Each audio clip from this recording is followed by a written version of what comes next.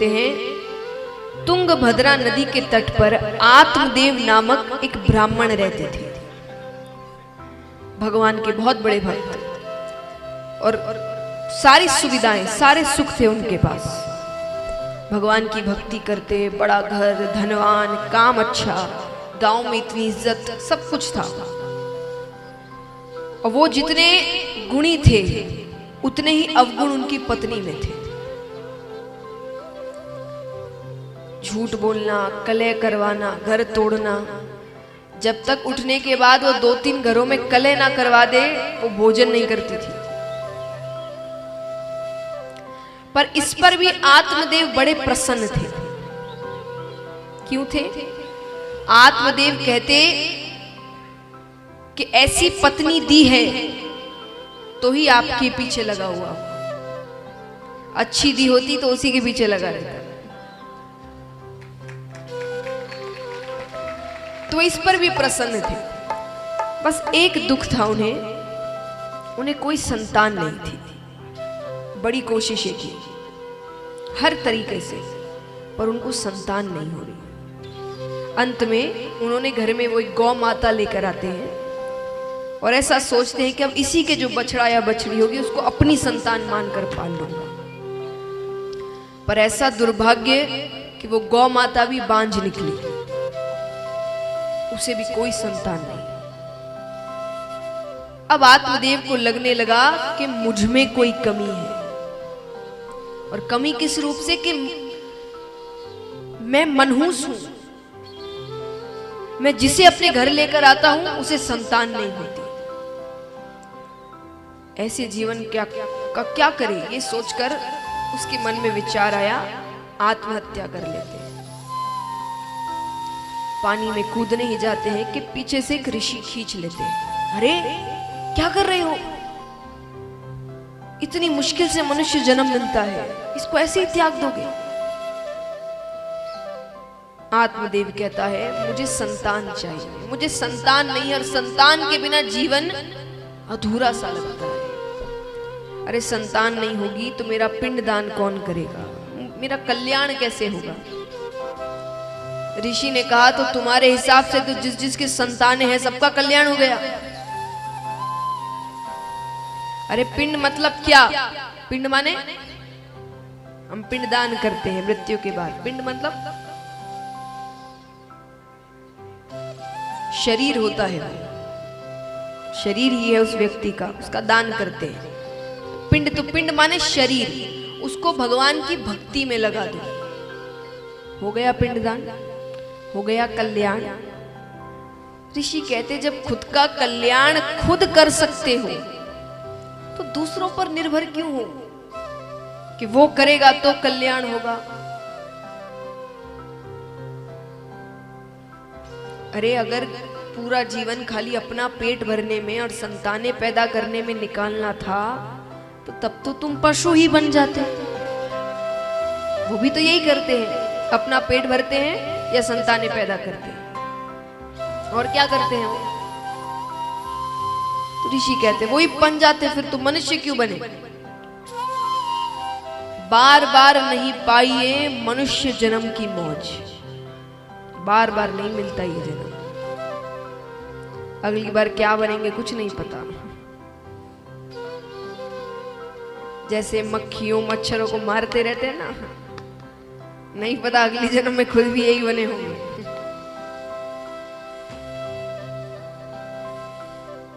तो मनुष्य जन्म इतनी आसानी से नहीं मिलता, उसको तुम ऐसे ही त्याग दोगे संतान के लिए।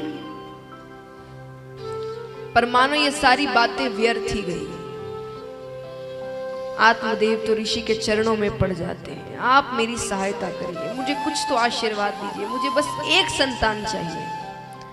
तब ऋषि ने उनको एक फल दिया कि ये अपनी पत्नी को खिला देना, और मैंने अपने आज तक के तप का सारा तेज इस फल में डाल दिया है, बड़ा तेजस्वी पुत्र होगा तुम्हें। ठीक है, लेके जाते हैं, पत्नी को सब बताते हैं, फल दिया। पत्नी सोचे कहां से लेकर आए हैं, खाने से क्या हो जाए। अब वो बैठे बैठे सोचे कि मान लो मैं गर्भवती हो भी गई तो 9 महीने तक तो हर जगह आना जाना बंद, क्योंकि वो कहां जाती थी, क्या करवाने जाती थी बताइए? झगड़े कराने। अब झगड़े में तो हाथापाई भी हो जाती है कभी कभी। अब इतनी मुश्किल से तो खुशखबरी आई है, तो पति मना कर देंगे कि भाई अरे चोट लग गई, किसी का गलती से धक्का भी लग गया तो मेरे तो वर्षों की खुशी तुरंत खत्म हो जाएगी। तो पति तो मना कर देंगे कहीं भी जाने के लिए, तो 9 महीने तक तो आना जाना बंद। चलो वो सहन कर लिया, तो 9 महीने बाद जो असहनीय पीड़ा होती है, कहते हैं कि पढ़ाई होती, स्टडी होती है, ये सबका पता करते हैं फैक्ट्स के हिसाब से, तो दुनिया में सबसे दर्दनाक पता है क्या होता है? इसमें सबसे ज्यादा तकलीफ होती है, पहला तो होता है जलना, सबसे ज्यादा दर्द होता है, और दूसरा होता है एक संतान को पैदा करना। इतनी तकलीफ होती है उस वक्त, इसलिए तो कहते हैं कि वो एक नया जन्म ही होता है औरत का। तो वो कहती है कि असहनीय पीड़ा होती है, उसको कौन सहे। और चलो वो भी सह लिया, तो उसके सहने के बाद भी कम से कम बच्चा जब तक 4-5 साल का नहीं हो जाए उसी के पीछे लगे रहो, है ना? जब तक वो थोड़ा 4-5 साल बाद वो थोड़ा समझदार होता है, तब तक तो उसी पीछे लगे रहो, उसी के काम करते रहो। वो कहते मुझसे तो ये सब नहीं होगा। इतने में ही उसकी बहन का आना होता है। उसने अपनी बहन को सारी बातें बताई। बहन कहती है देखो, तुम्हारे पास धन की कमी नहीं, मेरे पास संतानों की कमी नहीं। मैं अभी 1 महीने के गर्भ से हूं। तुम अपने पति से कहना कि तुमने फल खा लिया, तुम गर्भवती हो गई, लेकिन संतान तुम अपनी बहन के घर पैदा करोगे।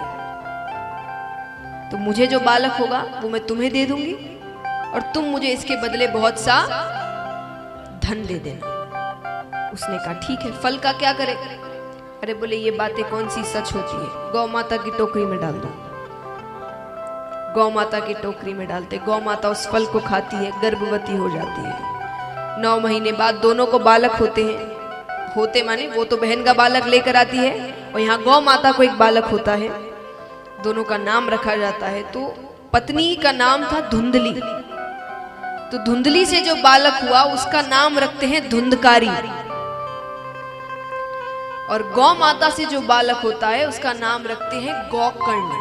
क्यों? क्योंकि वो थोड़ा विचित्र बालक हुआ। शरीर मनुष्य का है, कान गाय के हैं, इसलिए गौकर्ण, गाय के जैसे कान। दोनों धीरे धीरे बड़े हो रहे हैं। गौकर्ण जी बहुत अच्छे बालक हुए, बहुत सीधे, आज्ञाकारी, सारे अच्छे काम करते, सच बोलते, पढ़ते, खेल कूद करते भी तो बहुत अच्छे से, कोई शैतानी नहीं, कोई बदमाशी नहीं। और वही धुंधकारी सर्व अवगुण संपन्न। नहीं सुना हो तो फिर से सुनाओ। सर्व अवगुण संपन्न, ऐसे कोई अवगुण नहीं है जो उसमें ना हो। झूठ बोलना, चोरी करना, मदिरा पान करना, नशा करना, स्त्रियों के साथ संग करना, वो सारी हरकतें करता। अब जब दोनों की अच्छी खासी उम्र होती है, अब देखिए आज के समय में जब बच्चे अच्छे बड़े हो जाते हैं तो बाहर पढ़ने चले जाते हैं। जब कि हाँ ये अपना ध्यान अब खुद रख सकते हैं, बाहर पढ़ने चले जाते हैं, पढ़ने नहीं तो बाहर काम करने चले जाते हैं। तो बाहर जाते हो तो कहाँ रहते हो? हॉस्टल है, पीजी है, एक तरीके का हॉस्टल ही माना जाता है कि बाहर माता पिता के बिना रह रहे, अपने काम खुद कर रहे हैं। ये सिर्फ नाम बदलते हैं, आपको पता है सारी चीजें पुरानी हैं। पहले क्या होता था? ऐसा ही माता पिता के बिना रहना पड़ता था, पढ़ने जाते थे, खुद के काम खुद करने पड़ते थे। बताइए, गुरुकुल, पहले गुरुकुल जाते थे, आजकल हॉस्टल, बोर्डिंग स्कूल ये सब जाते हैं। तो सिर्फ नाम बदले हैं, ये सब पुरानी चीजें हैं। पढ़ाई बदली है, पहले वेद उपनिषद पढ़ाए जाते थे, अब आजकल की जो पढ़ाई है वो पढ़ाई जाती है। तो अच्छे बड़े हो गए तो गौकर्ण जी कहते हैं कि पिताजी मेरा तो गुरुकुल जाने का समय हो रहा है, अब कितने वर्षों बाद आऊंगा पता नहीं, पढ़ाई पूरी करके। और देखिए पहले जैसे पढ़ने के बाद आपके लिए दो रास्ते निकलते हैं, या तो वैराग्य या गृहस्थ, है ना। या तो आप वैराग्य लेते हैं कि शादी विवाह नहीं करेंगे, और या तो आप गृहस्थ का पालन करते हैं। तो उस समय पहले गृहस्थ के पालन करने वाले भी जीवन भर गृहस्थ का पालन नहीं करते थे। कब तक करते थे? जब तक उनके बच्चे समझदार नहीं हो जाते। बच्चे समझदार होने के बाद वो अपना भला बुरा देख सकते हैं, फिर वो लोग वन चले जाते थे और उसके बाद तप करते थे, भगवान का नाम जप करते थे, कुटिया में रहते थे, यानी संसार परिवार से दूर। तो गौकर्ण जी ने कहा कि मेरा तो समय हो रहा है और मेरी नजर में अब आपको भी गृहस्थ त्याग देना चाहिए, काफी समय हो गया है। पिता ने भी गृहस्थ त्याग दिया, वो वन की ओर चले गए। अब घर में केवल धुंधकारी और उसकी माता। एक बार नशा करने के लिए धन चाहिए था। अब जब नशा करता है ना व्यक्ति, वो होश में नहीं रहता। अब उसको धन चाहिए, उसको धन मिल नहीं रहा। माता से जाकर धन मांगा, माता ने कहा घर में 1 रुपया नहीं है। उसको इतना क्रोध आया कि उसने क्रोध में आकर अपनी माता को मार डाला। अब पूरी आजादी, अब घर पर कोई रोक टोक करने वाला नहीं। कितनी स्त्रियों को घर पर लेकर आ गया, उनके कहने पर राजा के खजाने में चोरी करी। अब स्त्रियों ने सोचा एक ना एक दिन तो पकड़े जाएंगे, वो राजा है, उनके सैनिक तो पकड़ ही लेंगे, इसके चक्कर में हमें भी दंड मिलेगा। तो एक रात्रि उसको बहुत मदिरापान कराया गया, बिल्कुल होश में नहीं है वो कि कुछ कर सके।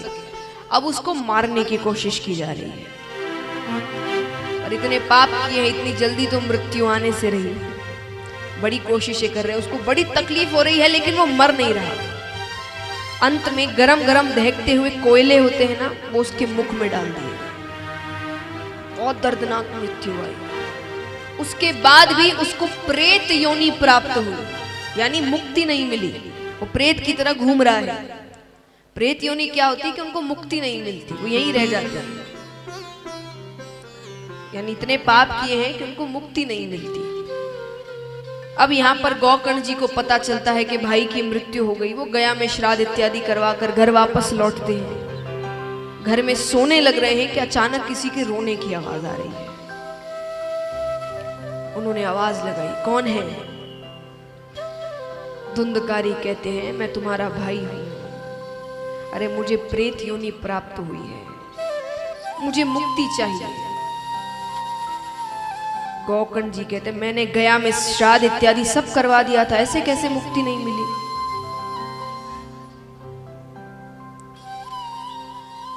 धुंधकारी कहते हैं कि गया श्राद्ध शतेनापि मुक्तिर में न भविष्यति, कि गया में एक बार क्या तुम मेरा 100 बार भी श्राद्ध करा दोगे तो मुझे मुक्ति नहीं मिलने वाली। मैंने इतने पाप किए हैं, अब तुम कुछ करो मेरे लिए। गौकर्ण जी कहते हैं अभी तो जाओ, मैं सुबह बताता हूं। ठीक है। सुबह सुबह वो सूर्योदय होने से पहले उठ जाया करते थे। सूर्य नारायण भगवान आते हैं, वो उन्हें रोकते हैं। देखिए एक त्रिकाल संध्या होती है। त्रिकाल संध्या यानी 3 बार पूजा। कब कब?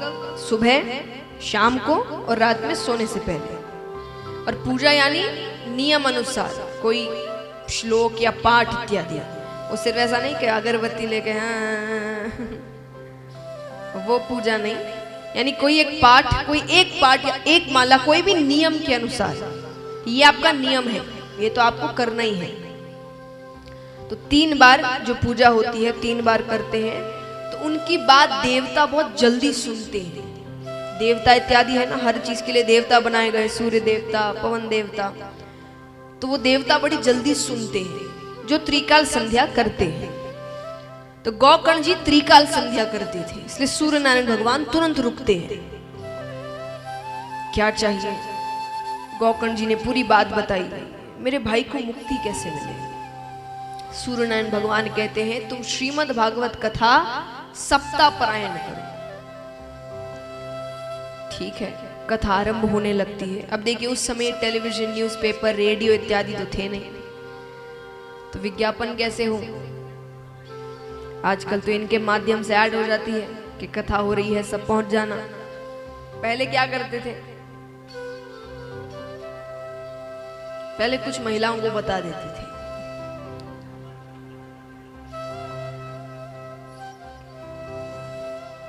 नहीं, मजाक है। पहले क्या करते थे, अपने कुछ मित्र रिश्तेदारों को बताते थे और उनसे कहते थे तुम अपने मित्र रिश्तेदारों को बताओ, वो उनसे कहते थे तुम अपने मित्र रिश्तेदारों को बताओ, यानी ऐसे कर करके सब खबर को अपने आसपास अपने जान पहचान के लोगों में पहुंचा देते थे। तो इसी प्रकार कथा के बारे में सबको बताया गया। कई लोग कथा सुनने आते हैं। अब यहाँ पर वो तो प्रेत है, प्रेत ठहरते नहीं है, घूमते रहते हैं, कहीं ठहर नहीं सकते हो। तो इसीलिए धुंधकारी जी के लिए 7 दिन की कथा है, तो 7 गांठों वाला बांस मंगाया गया, यानी उसके बीच बांध के उनको रखा जाता है। पहले दिन की कथा होती है, पहली गांठ फट जाती है, दूसरे दिन की कथा दूसरी गांठ फट जाती है, करते करते 7 दिनों में 7 गांठें फटती है और उसमें से एक दिव्य पुरुष निकलते हैं। धुंधकारी जी को लेने भगवान का विमान आता है। अब भगवान का विमान आया तो गौकर्ण जी को बात अच्छी नहीं लगी। गौकर्ण जी कहते नहीं, कथा सबने सुनी है, विमान से इसके लिए क्यों? अब मान लीजिए यहाँ कितने हैं जो 7 दिन कथा सुनेंगे, या 7 दिन का समय लेकर रखे हैं कि हम 7 दिन की कथा सुनेंगे? हाथ उठाना। मान लीजिए 7वें दिन यहां पर बैठे किसी एक भक्त को भगवान आकर दर्शन देकर चले जाए, आपको अच्छा लगेगा? गलत है ना? आप कहेंगे समय हमने भी दिया है, पूरी कथा हमने भी सुनी, ऐसे कैसे एक को दर्शन मिल गए? तो वही हाल वहां हुआ। गौकर्ण जी सब कहते कि ये क्या बात थी, सबने कथा सुनी है, सबने समय दिया है, सिर्फ विमान उसके लिए क्यों?